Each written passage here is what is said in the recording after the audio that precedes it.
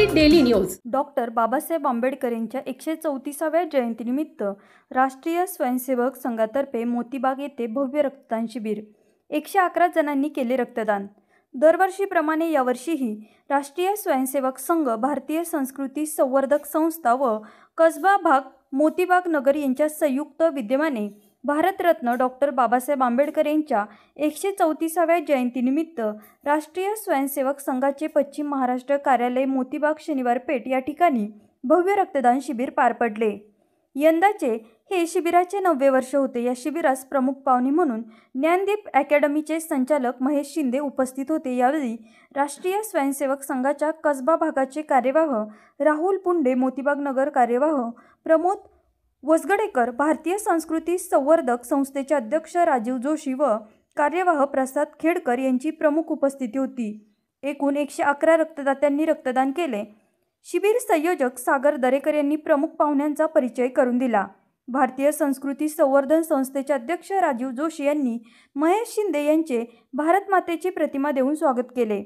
रक्तदान शिबिर यशस्वीतेसाठी जनकल्याण रक्त केंद्राचे डॉक्टर रमेश कांबळे, जनसंपर्क अधिकारी संतोष अनगोळकर, आरती वैद्य, प्राची माने, सारिका नंदकर, गणेश शिंदे, प्राची देशपांडे, किशोर पुट्टेवार, किरण जांभळे, संगीता दलवी, सुनंदा पवार, विश्वनाथ गायकवाड आदींचे सहकार्य लाभले।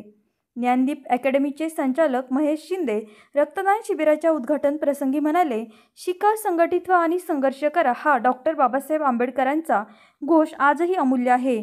शिका म्हणजे केवळ पुस्तकी शिक्षण नव्हे तर विचारशक्ती आणि तर्कशक्ती वाढवणे, संघटित व्हा म्हणजे एकत्र येऊन सामूहिक शक्ती साधणे, परंतु संघर्ष करा याचा अर्थ अनेक जण चुकीचा घेतात। संघर्ष म्हणजे हातात शस्त्र घेऊन झुंजणे नव्हे, संघर्ष म्हणजे स्वतःमधील उणीवा ओळखून त्या भरून काढण्यासाठी केलेला सातत्यपूर्ण प्रयत्न। जगात टिकून राहण्यासाठी आणि मोठे होण्यासाठी प्रत्येकाला नवनवीन कौशल्यांची गरज असते। हे कौशल्य मिळवण्यासाठी स्वतःशीच झगडावे लागते, शिकावे लागते, प्रयत्न करावे लागतात। बोलणे, वागणे, निर्णय घेणे, संघटित होणे या प्रत्येक गोष्टीत कौशल्य विकसित करावे लागते। एक पिढी जर योग्य कौशल्यांनी सज्ज झाली तरच ती पुढच्या पिढीला योग्य दिशादर्शन करू शकते। म्हणूनच भारताला खऱ्या अर्थाने महान बनवायचे असेल तर प्रत्येकाने संघर्ष करून नवे कौशल्य मिळवले पाहिजे। संघटन ही केवळ संख्येवर नव्हे तर तर्कशक्तीवर आणि कौशल्यावर अवलंबून असते। बाबासाहेबांनी सांगितलेला संघर्ष हा स्वतःला घडवण्याचा संघर्ष आहे, नवीन शिकण्याचा, आत्मविश्वास वाढवण्याचा आणि समाजासाठी निरंतर परिवर्तन घडवण्याचा संघर्ष आहे। त्यांच्या या शिकवणुकीचे पालन करणे म्हणजे त्यांना खरी आदरांजली अर्पण करणे असे प्रतिपादन त्यांनी केले। प्रसाद खेडकर, भारतीय संस्कृती संवर्धक संस्था, मोतीबाग, पुणे।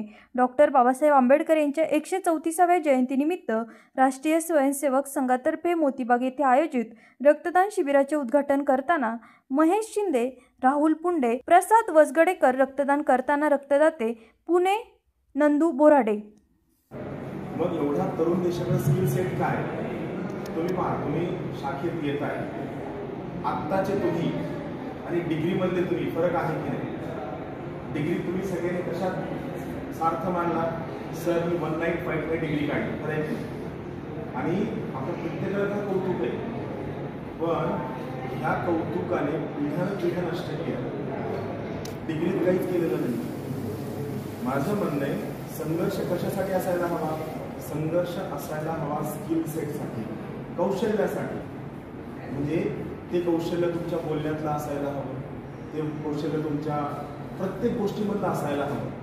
मी खूप साधी गोष्ट सांगतो की आपण आत्ताच्या कंडिशनला जेव्हा आम्ही पुन्हा बसतो, जर्मनीमध्ये समथिंग 10 का 15 हजार जर्मन भाषा येणाऱ्या ड्रायव्हर लोकांची गरज आहे।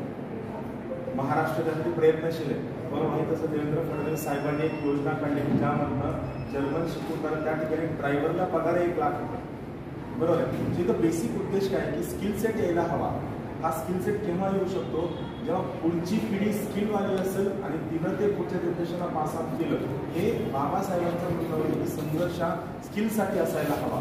फक्त आर्थिक संघर्ष, तुमच्या बाजूला स्किल असल्या त्या नव्या गोष्टी आहेत का? तुमचा पाहा ना, आपण सगळ्या भागात फिरलो की तू काय करतो? डॉक्टर आहे, खूप छान आहे, डॉक्टर आहे, तू इंजिनिअरिंग करतो, खूप छान आहे, तू काय करतो? BA करतो म्हणजे तू काहीच करत नाही, ITI करतो म्हणजे तर मग काहीच करत नाही। पण मी एकदा चीनला जाऊन आलो, एकदा फक्त वन्स सहज एक कंपनीच्या उद्देशाने गेलो होतो.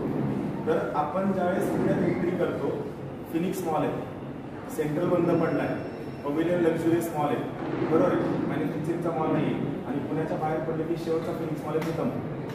पुण्यासारख्या शहरामध्ये, पुण्यासारख्या साईजचं शहर जर आपण चीनमध्ये बघितलं तर त्यांनी काहीतरी सेज या प्रकारात नियम घालून दिलेत की 12 किलोमीटर एकाच गोष्टीचा मॉल असतो.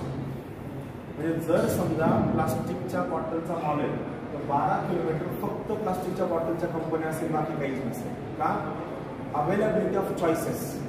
लोक आप्पा म्हणून चौकात पुस्तक घ्यायला का येतात? इथे चांगले मिळतात का? नाही. डिस्काउंट मिळतो का? नाही. लोकांना चॉईस आहे ना, ती चॉईस का येऊ शकते? Skill set. सो माझं म्हणणं आहे की बाबासाहेबांचा संदेश त्यांनी त्या काळी दिला होता, शिका, संघटित व्हा, संघर्ष करा. त्या संघर्षामधलं स्किल भारताला जर मोठं कुणी करू शकत असेल, ना अण्वस्त्र, ना शस्त्रास्त्र, ना तुमच्याकडचा पैसा, ना तुमच्याकडचं सोनं, there is only one thing, that is a skill. Narendra Modi यांनी आलेलं नॅशनल स्किल डेव्हलपमेंट प्रोग्राम, किंवा आता तुम्हाला कसं असतं, आपल्याला खूप सटलच, खूप सूक्ष्म असतं, आपल्याला जाणवत नाही, गव्हर्नमेंटच्या लेवलला चालतं की स्किल सेक्टर काम केलं गेलं पाहिजे. आणि सगळं स्किल सेक्टर काम करताना सगळ्यात महत्त्वाची गोष्ट शिक्षण. पण शिक्षणात पण काय, एक वाक्य, मला खूप शिकायचं होतं पण शाळा आली आहे, बरोबर. म्हणजे तुम्हाला शिक्षणामधलं तर्कशक्ती शिकवली गेली नाही. तर मला गणित खूप अवघड जायचं, खरंच आहे. मी नवोदय विद्यालयामध्ये शिकलोय, जे कधी काही क्रीम इन्स्टिट्यूशन्स होत्या, आता गावोगाव